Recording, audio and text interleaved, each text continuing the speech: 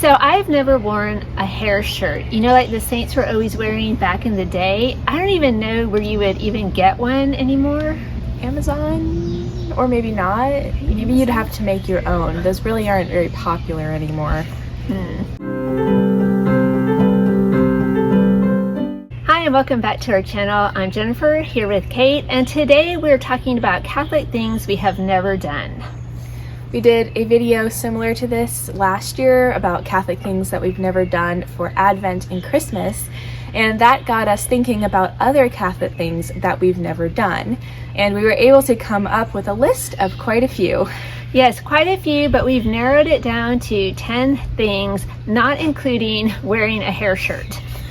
So the first one of those is one that I am not quite sure we're ready to admit on YouTube. But it is what it is, so just go ahead and say it, Kate. And that is that we have never been able to make it all the way through the Confessions of St. Augustine. I know, classic work of literature, but we just have never made it all the way to the end. We have tried.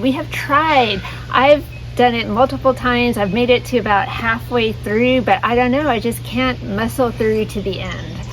And I've read bits of it here and there for school, but I don't know, maybe an audiobook would help. Sometimes that's easier. Sometimes an audiobook does make it easier, but I don't know. You can only read about the sins of other people for so long, and the book is long. Our copy is over 400 pages. He had a lot of sins. It could be a good book to read for Lent next year though, except I don't want to give anyone ideas, so we're just going to pretend I never said that. That is a good idea. No, so the second thing that we've never done is gone veiled at Mass. Yeah, we have never worn veils at Mass. This one is a hot topic. There are a ton of videos on YouTube. Some people are for wearing veils, some people don't, and they all want to tell you why. And honestly, I have never really understood the debate. If you feel like you should wear a veil at Mass, go for it. That's wonderful. But if you don't, that's also fine. There's some really, really beautiful veils out there, and it's a wonderful devotion if you feel called to do it. We just haven't done it here so far, but who knows what the future holds. It could be on our horizon.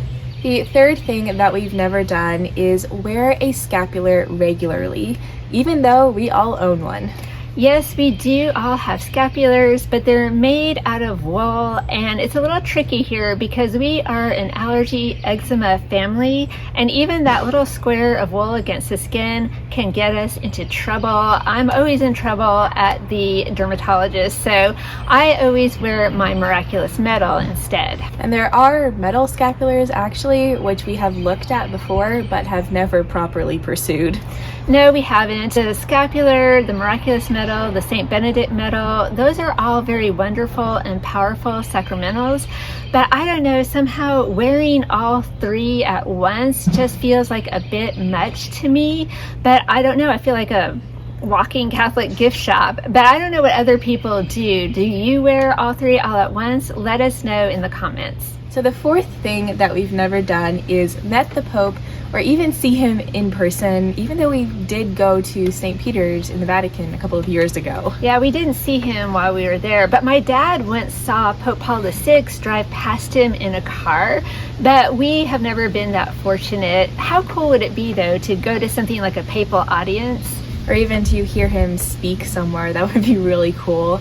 And it's never happened, but you never know what the future holds. It still could. You know, that's true. You never know what's in store. So the fifth thing that we've never done is be altar servers. I've never done it, and neither has my brother. I've never felt called to, never really wanted to, and you've never done it either. No, I can't remember, but I don't think when I was growing up we even had female altar servers, and now I'm just too old, so if I want to serve at Mass, I would have to be something like an usher or maybe a lector, something like that. The sixth thing that we've never done is gone on a silent retreat. Probably because you could never make it. Okay, I admit that would be really, really hard for me. But there is a retreat center not far from us that does offer silent retreats. So I don't know, maybe we could go on one together. Maybe. I still think it would be extremely hard for you. Well, okay, I have hidden depths, so you just never can tell. I've never seen them. So anyway, moving on to number 7. Okay, number 7 is that we've never met or seen a future saint in real life. And that is so sad because think about it. John Paul II, Mother Teresa, they were around, missed opportunities. We still could have ended up having met someone who's going to be a saint, however, and we just don't know it yet. That's true. Maybe some of the Catholic speakers that we have seen in person. I have met Matt Fradd, so if he becomes a saint, that is one possibility. Or maybe someone like Stefanick, you met at Reboot. That's true. So either Stefanick or Matt Fradd have to become saints. So if any of you know them in real life, tell them that they have to do that so I can cross number 7 off of my I've never done that list. Number 8 is that we have never been to the March for Life. And we actually were planning to go in 2021, but then everything got canceled, the trip got canceled because the COVID numbers got too high again. But as it turns out, marching in the March for Life, we might not ever be able to cross that off our list because there's a very real possibility that Roe versus Wade may be overturned quite soon. And if that happens, then there might not still be a March for Life. Yeah, I've kind of read a little bit about this. The March for Life is always done in January to mark the anniversary of Roe versus Wade each year.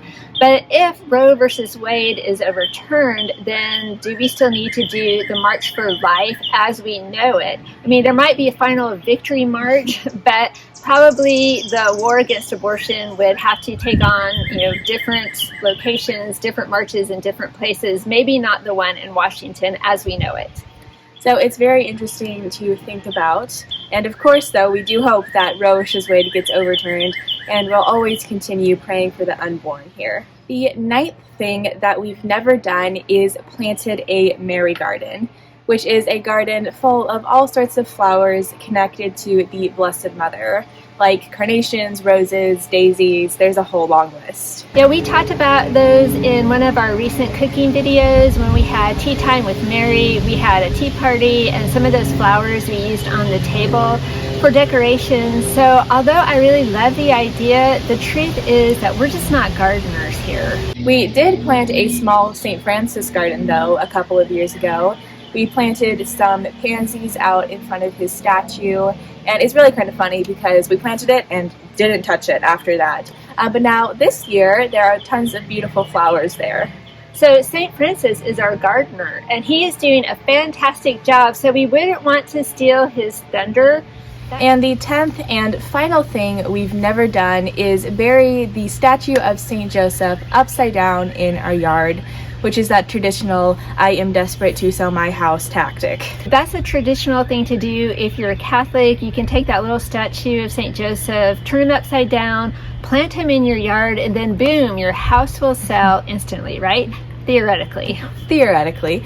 And I wonder why upside down. It never made sense. It's kind of weird. Yeah, I don't know. I've never heard a good explanation for why upside down. But I do know you can buy a whole house selling kit just for that purpose. The reasoning is that St. Joseph took such great care of the Holy Family and their house, so he will definitely take care of your house too.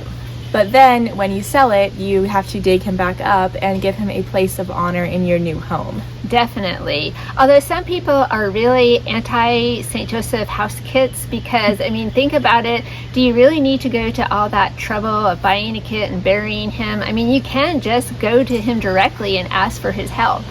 And it's not like he's going to say no just because you didn't bury the statue or buy the kit. So there you have it, our list of 10 Catholic things that we've never done before.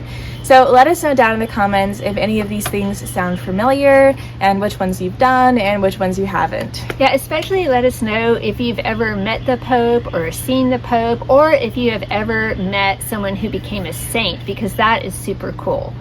So we hope you enjoyed today's video.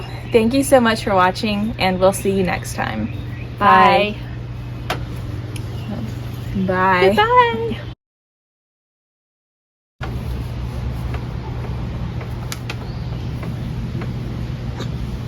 Where